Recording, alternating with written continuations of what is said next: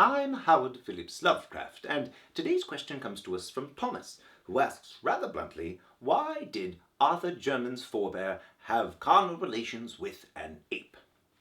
Well, first off, I'd like to point out that she was an ape princess, so please, some respect. Secondly, I must confess that despite its seeming naivete and a rather obvious conclusion, I have a sneaking fondness for the facts concerning the late Arthur Jermyn and his family, and indeed, I consider it one of my favorite stories. Now, I also note that the story was written almost a century ago, and in the intervening decades there have been a great many changes in both our understanding of genetics and inheritance, but also the entire conversation surrounding it. Given that, and given how many point to this story when discussing my views on miscegenation or degradation, I would like to deal with this matter in a rather gentlemanly way, by which I mean discreetly, tastefully, and above all, cowardly. And as such, I won't be discussing the biological or social implications of the story, and instead wish to focus on the narrative one. You see, many have described my works with certain degrees of charity as either pastiche or homage, and this story definitely falls under that category of ones where I was drawing inspiration from other writers, particularly Edgar Allan Poe and Edgar Rice Burroughs. Because you know what they say, two Eds are better than one.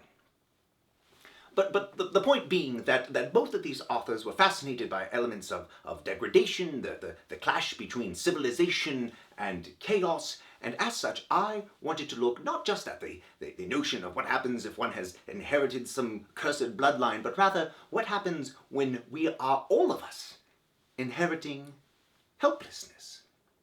You see, so much of our lives are based on choices and actions that took place long before we were born, or that exist in powers beyond our control.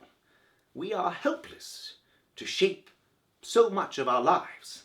Whether you call it original sin, or global capitalism, or the onrush towards environmental degradation and catastrophe, this helplessness pervades our entire society, our entire world.